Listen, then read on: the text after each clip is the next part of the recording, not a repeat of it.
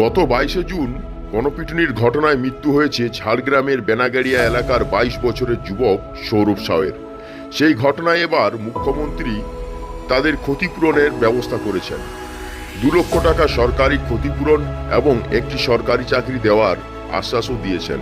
রীতিমতো সেই ঘটনায় তাদের পরিবার কিছুটা স্বস্তি বোধ করলেও অভিযোগ তুলছেন ঝাড়গ্রামে বহিরাগত কিছু ব্যক্তি যারা ঝাড়গ্রামে জমি ব্যবসার সাথে জড়িত তাদের দিকেই। কারণ তারা যখনই গিয়েছিলেন পুলিশের কাছে অভিযোগ জানাতে, তখনই পুলিশ জানিয়েছিলেন কোনো এক প্রমোটারের বিরুদ্ধে তারা অভিযোগ করছে। কিন্তু সেই অবস্থায় দাঁড়িয়ে তারা অভিযোগ জানান এবং সেই অভিযোগের ভিত্তিতে দুজনকে গ্রেপ্তার করে জামবনি থানার পুলিশ। রীতিমতো তাদেরকে পুলিশি কাস্টাডিতে নিয়েছে জামবনি থানার পুলিশ।